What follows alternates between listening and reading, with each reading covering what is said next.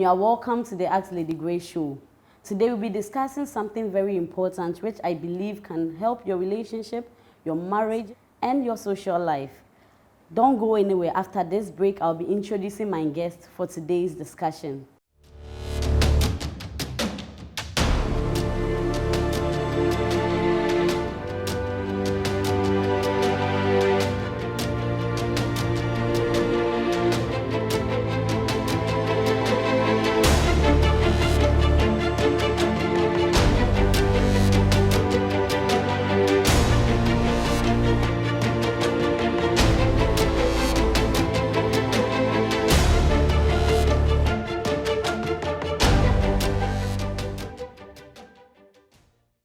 You are welcome back to the Lady Grace show. With me here today is Pastor Emmanuel Kwabena Nyama. Pastor Emmanuel, you are so welcome and thank you for honoring our invitation. Thank you for having me. Alice, I'm excited to be on your show. I'm excited to have you here too. Today I have a question which I think is very ideal, right? Because I've seen many people go through such phases in life and I've been receiving similar, if not same, questions over a period of time. And I think that if we deal with this topic, it will go a long way to help many women across the globe. I received a question not too long ago which reads, "Hi Lady Grace, I've been in a relationship with this guy for almost 4 years and he plans on marrying me soon. The problem is that I've started developing feelings for another person too, and I'm confused. I do not know what to do. I love him, but I think I'm liking the other person too." Wow, interesting, Pastor Emmanuel. I think today with your experiences with people, handling people, and all that, you can help dissect this topic, because I've seen, like I said, I've seen people go through these phases. People end up making several decisions. I've not seen any of them make almost the same decision. At the end of the day, all of them make one decision or the other. But I would like to ask you, is this something that is very common, or is it can it happen that you love someone and you still have feelings for another person? And what causes people to be in such situation more often? Of course, I mean, it can happen that you, if it doesn't happen often, people wouldn't be asking you about that. Yeah. It's just that for our society, or for the part that we all come from, you know, it's something that people don't have the courage to talk about. Yes. It's assumed that if you are in love with somebody, that's it. And you can't like anybody else. But it's really not practical, because it's, you know, when it comes to feelings, people go through a whole lot of things. Yeah. And I always say that feelings for each other is one of the things that we hardly talk about, or nobody really sits you down and tell you that this is how you will feel as you grow. Yeah. And when you start feeling like that towards people, this is what you should do about it. It's something that we never really talk about. That's why now we have people who have feelings even towards male, like a male having feelings towards a male, a female having feelings towards a female, and what have you. Because we don't really have that conversation. We don't really talk about it. We just assume that everybody is okay. Yeah. Right? But it's very normal for you to like two people. Wow. Yes, and I'm choosing my words carefully, because it's a decision that we make. People, you know, those days when people were marrying 2 or 3, even now people do that. I mean, people who have their religion permitting them to marry more, or even some are Christians. People who you know claim to be Christians yes. go in that direction, but in reality, it's much about the decision that people make. It's just about a decision that they make. It's not something that you can pretend that it just happened. It doesn't just happen. You make a decision to commit to somebody. You make a decision to want to be with somebody. You make a decision that I care so much about somebody. The Bible talks about Jonathan and David, and when Jonathan saw David, it was as though, you know, the Bible says that their souls were knit together, right? There's some kind of connection that happens with people. And it's not always about love.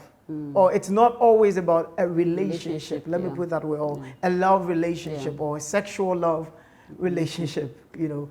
Sometimes those feelings or the way we kind of connect with people could just be for something good, as in just that, and no strings attached, no commitment or whatsoever.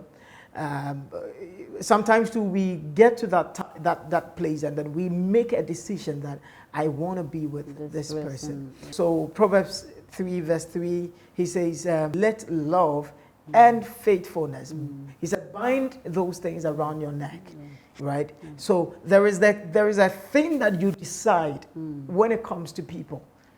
If I love somebody, I decide to be faithful to that person. It's a decision. If I love somebody, I decide to commit all my body, my soul towards that person. You know, I commit my feelings towards that person, and I guard my feelings, right? I don't leave my feelings just like that and say, well, it's possible for you to have feelings for everybody. So no, it doesn't really work that way. When you love people, especially when you're married, when you claim you love somebody, you take the person to the altar, you must guard your feelings. You know, when you realize that you're developing feelings for somebody else, you must be conscious, right, and careful. You have to be vigilant and know where to drive that and drive your heart, that you don't lead your heart on to something that probably going to destroy you. When I say destroy you, it's going to destroy your relationship with the person you claimed you love. Because when it comes to human beings, there is no space for others, you know, because love wants to own a thing. When I love something, I know I saw a quote that says love is not about possession. But really, love, it's just about possession. Love, it's about commitment. Love is about covenant. It's about a decision of wanted to be with somebody forever. So that kind of thing makes us jealous when another person is coming in. It makes us jealous or even sometimes angry when we realize that. That's why we don't have to underestimate what people can do when they love people and when you are committed to another person. So it's very normal for your feelings to go that way. But it's not normal for you to decide that I love ABC. And when I say love, I'm talking about sexual love, because there are different types of love. The Bible admonishes us to love each other deeply. You know, that's what Peter said. So we are admonished to love each other deeply. But mostly, we don't talk about our love for our parents, our love for our siblings. That's not really the issue, right? The real issue is sexual love, what we call eros, you know. It's kind of the deal. It's the real deal. That's where people are very much concerned about, you know, how we handle, you know, another person. If I love my siblings, I don't mind having other siblings. If I love my parent, I don't even mind, you know, kind of calling another person my parent. It's okay, but it's a different issue when it comes to sexual love, because that's a lot of emotions. It is a lot of intimacy. It's something that has to do with a connection of the two people's body, and that's a big deal. It's a big deal, yeah. Wow, that's eye-opening. You mentioned that love is a decision, right? So the same way we decide that, okay, we want to go to this school or not this school, want to stay at this place and not this place, sometimes we come to points in our lives when we question that decision, meaning that making a particular decision does not necessarily mean it's an end in itself. So how do people get into that state where, because like you were saying, it was perfect. I mean, if I've decided on this person and not this person, I should tie love and faithfulness around my neck, right? But what are some of the things that will put me in that position where I really love this person and I'm committing to be with this person, and how does any room, what leaves the room for other feelings for the other person? Is it from the partner of the person, or how do people get into that state? When it comes to relationship and love, it's much about what we want. It's much about our desires. Okay. Right? If you are not getting what you want, then you start feeling some way. You start feeling, if somebody else can give you what you want, then you start feeling like, oh, I think I want to be with this person. So if not to catch you, does it mean that we are not truthful to ourselves when we are accepting to commit to somebody? Because if I know that my love language is, or what I want is attention, money, you know, when I'm being, maybe my beloved is saying all sort of things about me, or my husband is flaunting me all over, I know. And of course, before you meet them, you don't meet somebody today and marry the person tomorrow, or you don't meet somebody today and maybe quickly enter the relationship. You may have known the person, even if it's from a distance. You know that the person does not like this, the person does not. It means that, does it mean we are not truthful to ourselves in our wants? Yes, to some extent. Okay. But sometimes our desires change. Okay. You know, with time. Especially a young guy who wants to marry or wants to enter into a relationship will never desire a lady because he thinks the lady is somebody who is a homemaker. Okay. The young guy's desires at that time is different. Yeah. And if the young guy is not careful, he will marry a lady because of her physique and Coca-Cola shapes. you know, all those kind of things. Because his desires at that time is different. Yeah. But as he matures, he realizes that life is a different thing altogether. And when that realization comes, he starts desiring something else. Oh. It's not that he wasn't truthful. And sometimes too it happens. When a lady is not having anything, her desire for somebody who has is kind of strong, right? But when the lady starts having, she could even decide to marry the man because of what the man has. But when the lady now started having, she realized that, whoa, what don't I have? Yeah. And that is maybe the man is not available, there's no companionship, there is no, you know, that kind of relationship. Then the lady start desiring that companionship. So that's the thing, that's where the twist is, because our desires change at different point in time. Okay. And that is why I always say that people need to be careful why you are deciding on somebody. If you decide on somebody just based on your feelings, remember that your feelings are the result of your desires, right? What you are feeling towards somebody is practically the things that you desire. It doesn't really change much about that. Some people say, well, I have a crush on...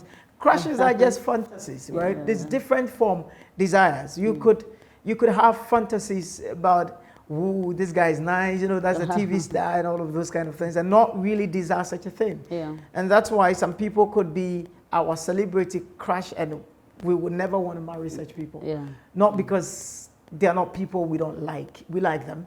But the things we desire in people are different. And some of the things that we desire are not that. We don't desire that our wives or our girlfriends will be on TV kissing other people, or our husbands will be on.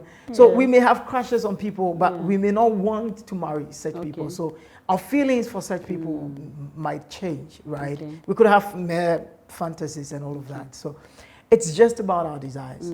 Our desires change with time. And sometimes when desires change, it begins to influence our feelings. And that is why you can love somebody. You can even be married to somebody and still have feelings for somebody.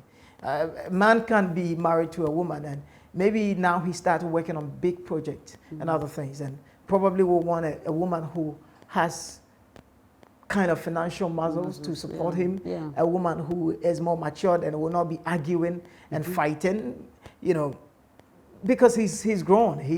What he wants is now changing. What he desires is changing. But that could also be the same for women. Women too could have desires when they're young, you know. At some point in time, you may want to marry somebody or date somebody that your friends are going to go like, wow, you know, the guy is hot, the guy is nice. 6 parts with dimples. I mean, you know, come on, if you see the guy. Because you're young. Yeah. As you grow, your friends are not going to meet you and go like, wow, anymore. Because your friends are changing, your friends are growing, and what they will be seeing in men will be different. So when that happens, you realize that, oh, that's not all there is about this whole love thing. You know, you start desiring some things. And when you start desire those things and you can't find it with the person you have, then you realize that now, if somebody else is giving it to you, sometimes if nobody is giving it or offering that, you may not be in that confusion. But when somebody comes in, and like this lady who sent you that question, probably she's beginning to experience a new friendship, you know, that offers her something that meets her desires. In a way, I'm not sure what her desires really are, what she wants in a man, or what she desires in life. But she's probably getting that, and that begins to influence your feelings. So it's not odd. It's not a sickness. It's not madness. It's not a sin in particular to start feeling that way. The Bible even says that we are tempted by our own desires. And when we are tempted, we should not say it's God, right? But it's just our own desires. So what is practical is when your decision about love is really not just about your feelings. Because when it's not just about your feelings, it means they are not really about your desires, which could change. But your decisions about love are beyond that. Really, it's about purpose. It is about partnership. That is, until you get to the point where your decision about love is about partnership and purpose. Sometimes I will advise that take your time. Because you see, until you have gotten to the point where you need that partnership, a second person is really not ideal. That's why I'm okay with people who decide that they're never going to marry. I'm not saying I advise it, but I'm okay with it to an extent, because the people who decide such stuff may not have come to the point where they need a partner. You know, and marriage offers you a partnership that is beyond anything. Because it's only in marriage that you have things that you are protected by God and you are protected by the Lord. By the law. So you are protected by the Lord and you are protected by the law. Because then if anybody want to take advantage of you, the law is there. If anybody want to abuse you, the law is there. Anything that, even when you acquire properties, and then the person want to. So it's a partnership that is one of the best in the world, because you are able to build a family, you are able to build a future, you are able to build anything you want to build, right? But until you've gotten there, if you make a decision on love and on marriage based on just I understand when you are young, you want to explore, you are quite adventurous, you don't even care about your decisions, right? So you jump from one relationship to the other. But when it gets to a point where you have to make a decision about love or marriage, you have to first ask yourself that, hey, what is this going to offer me? Right? What is this going to offer me? What kind of partnership am I going to have?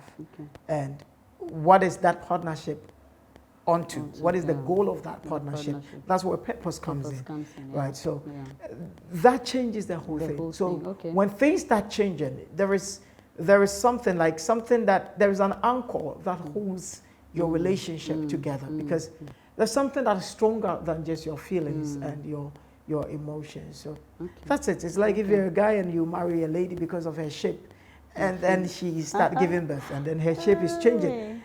You like, if that's all there is about why you got in there, then you start looking at these young ladies with, developing, stuff and developing stuff like that, and they look juicy and all of that, and you start being drawn to that. And that's where a lot of people get things wrong, because the whole thing about love is something we don't really talk about much, so. Okay, thank you. Love and partnership. Wow. So in this situation we are having, okay, let's assume the person did not make the decision based on on purpose and partnership, and the person is in this situation where she has feelings, she's developing feelings for another. What should she do? I think the same rule applies. You know, life, I always say this, that don't be too hard on yourself. You are growing. Yeah. You are growing. And you should never feel you should never feel so committed to a thing that you are not able to analyze. Okay. Perfect. Right? Wow. And to decide again. Wow. Never feel so committed to a thing that you feel so bound. You are a free person. You are free, right? You know, life is about freedom. Yeah. And if you're a Christian, Christianity is about freedom. Yeah. You know, there's no point in feeling bound to something that it's like you are not able to make another decision on that. And especially if you're not married yet. So I think that if the lady has gotten to this point and now she's learning about what really love is about, and she's now learning about the things that should influence her decision, I think that she should analyze the situation properly. Okay. You know, the difficult thing about this is that sometimes the decision that you make today is never going to be perfect. Sure. Never. In a sense that you are not going to be able to say that this is what the outcome is going to be tomorrow. Sure. And that's why it's difficult to say it was a perfect decision. Yeah. So you will definitely make a decision that maybe tomorrow you're going to see the guy, and maybe the guy that you were with in a relationship, you're going to see him, you know, happy, prosperous, and maybe yours will not go well. And yours may not go well. You made that decision. Yeah. And why yours didn't go well is all dependent on you. Yeah. Maybe you can also decide that, well, I think this is my relationship. This is what I've been in, and having feelings about towards somebody is not a right thing. And I love this guy. I'm deciding to be with him. That is your decision. Okay. And definitely, you're gonna have your own, you know, problems and ups situations, and, and the way you also go through that will determine what you become. Okay. So the future is not really like, if you make a decision A today, this is how it's going to be tomorrow. Yeah. Things change. You have to make decisions every single day. Yeah. And that is why it's difficult to say, if you decide on the guy you have been with, it's going to be the right decision. If you decide on the guy you're developing feelings for, it's going to be the right decision. I really don't think she loves the guy she's developing feelings for. What I'm thinking is that she probably, and I'm just assuming, that she's probably getting something she's not getting from them. Or she's getting similar things and more, right? Or she is just not happy in that relationship. Okay. But it's all about what you decide now to do. Sure. If you're not happy, what do you have to do to be happy? If you've done everything you can and you're still not happy, and somebody else is coming in and you think, oh, this guy has everything I want in a person, like it's still back to our desires, right? And I want, and you now analyze to see that this is a partnership that you can tell will yield an automated result for yourself, for him, and for the family that you're going to build, for your own family. Then that becomes something that you want to decide on. But if it's not that, and it's just about feelings, then it's going to be a wrong idea. It's going to be a bad idea. You know, just always look at what that partnership is going to offer you, and what is going to offer your family, the family that you're going to build, your children, your spouse himself. What will that partner offer both of you and you know, the child? If you analyze that and you think that this partnership is going to offer me great return, great reward, and when I say that, people may be thinking about money or properties, or that's not. You see, as you grow, you realize that life goes beyond that. You know, life goes beyond all of those kind of things. It's much about everything that has to do with you, in terms of your spirituality, in terms of your psychological framework, in terms of your physical well-being, these are things you have to pay attention to. Okay. The people that you enter into relationship with, and that's it. You lose your spirituality. Yeah. You lose everything because they're carnal. Everything about them is carnal, and they're abusive and all of that. So you must really ask yourself, what will this partnership bring me? bring to me? Okay. And that is a very important question. Wow. So wow. I think that's what she should Wow. really Wow. analyze. Wow. Thank you, Pastor Emmanuel. This is very insightful. To help the other people on the other side, if you can help me with this last question, okay? Yes, the lady has brought us her question. I want to help her guy also. So what should one do when you notice that the partner you are with has started developing feelings for another person? What should you also do? I'm just helping the other people who are in the opposite situation. That's an interesting one. It depends. It depends on how smart you are, Okay. or how alert you are. Yeah. In a way, some people are able to tell, some way somehow. Some people are also able to discern. They're able to. They kind of have this strange feeling, like that maybe something is going on. It's like you know. But if you're able to determine that, if you're able to tell that, and I'm not saying that in terms of assumptions, people should be careful with assumptions, because depending on who your partner is, such assumptions could be deadly. It could be dangerous. Okay. When I say dangerous, I mean it could affect your relationship in a great way.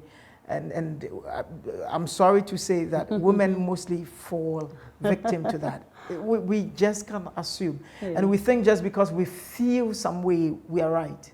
You say women have the best instincts ever. So Yes, but you see, it's difficult to always rely on instinct. Sure. So make sure that you are not just overreacting. Okay.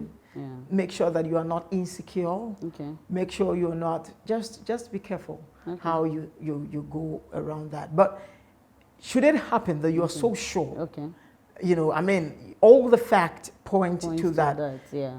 Then one of the things you can do is to help the person understand what your relationship is about. You won't feel offended. No, the truth is that people forget what they are getting easily. People easily forget what they are getting, and it's strange why they forget. But sometimes the busyness of life, or some of the things that they see around, make them lose sight of the blessing that they have. They have, And I think that when you see that, those are conversations you should always bring. Like what you should talk about. Sure. And I know that they say, why? I mean, it's normal for people to feel that way.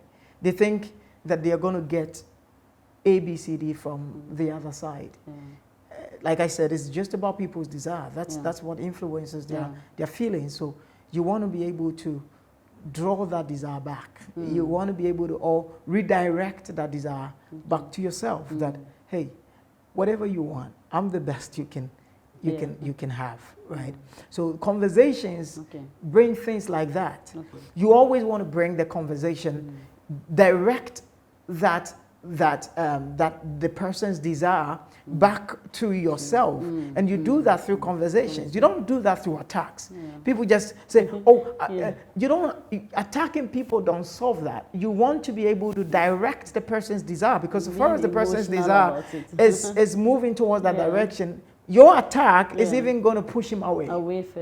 So conversations like, sometimes you just want to say, maybe, baby, you remember the things that we talked about, when we started dating, I sometimes it comes so strong to me, about the future that we're going to have, I think about our children. I think about, you know, the business that you talked about. And it's something that I know I want to, like, I'm so ready for it. I want to be that person to help you. I want to be, I know it doesn't solve it, because some people are fools. It's a strong word to say, but sometimes people are fools. They're just fools. I'm not saying anybody who doesn't see that way is a fool, but I'm just saying there is a category of people who are just, they just don't know what they want. Really, they're just moving around, messing up with people's feelings, and no matter what you do, they're just confused people. They're people who don't know what they want, and that's why I term them as fools. But the people also who know what they want, they really know what they want. But sometimes, you know, they think they can find that somewhere else, and that's why you need to bring their mind through conversation. The mistake a lot of people make is that, especially women, they think that they can solve that by offering them sex, and mostly that doesn't solve it, because you see, when a man's desire, all he wants is sex, and that's what you think, that's all he wants, and you offer him sex and sex and sex, the man does not come to the point where he thinks that you are the person I get sex from. And that's it. Mostly that doesn't work. Mostly when they get in sex, they just want sex. They don't really want you. Right? So you want to create a conversation about you, and a conversation about why that relationship, and I'm bringing back the topic about partnership, why this is an ideal partnership. And not just about offering the person your body, because offering sex does not solve anything like that. Right? So there are people even in marriage who do that.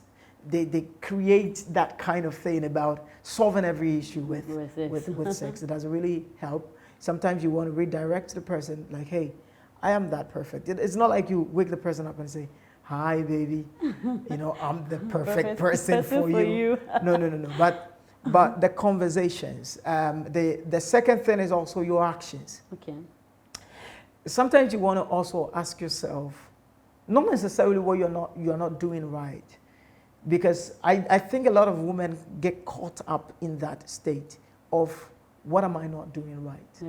And when relationships end, it's always about, what am I, was I not good for him? Was I not? See, sometimes it's not really about that, you know. But you always have to also ask yourself those questions, right? What can I do right? What should I do right? What am I not doing right? Not to that extent, but you have to ask yourself that. Because you see, when two people focus on being the best for each other, the situation changes.